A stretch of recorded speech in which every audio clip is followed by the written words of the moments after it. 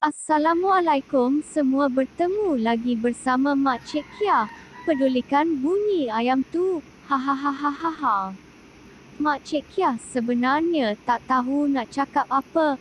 Apa yang Mak Cik Kia nak cakap bukan nak menyebarkan aib siapa-siapa, sebab Mak Cik Kia pun banyak buat dosa.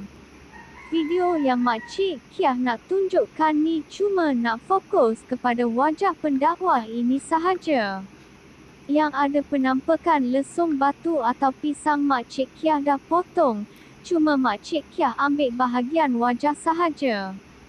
Sebelum tu Mak Cik Kia nak tunjukkan laporan polis dari mangsa-mangsa dan WhatsApp. Ini adalah WhatsApp dan report polis yang dibuat oleh mangsa. Video ni Mak Cik Kia dah banyak potong, sebab nak fokus dekat muka sahaja.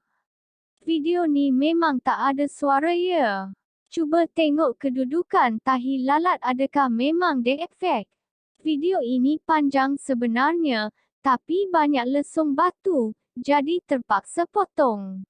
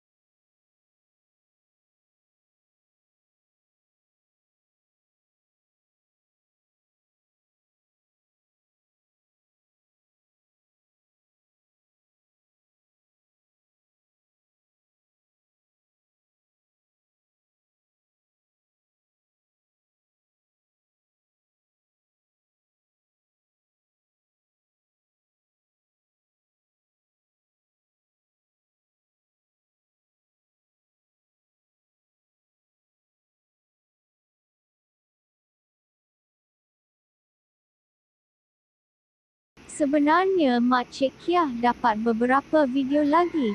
Yang video lain tu biarlah polis yang siasat, deepfake ke atau tidak. Video yang lain tak sesuai untuk dipaparkan sebab terlalu banyak lesung batu. Semoga semua ini cepat-cepatlah selesai. Okey semua, jangan lupa subscribe untuk mengikuti isu-isu panas.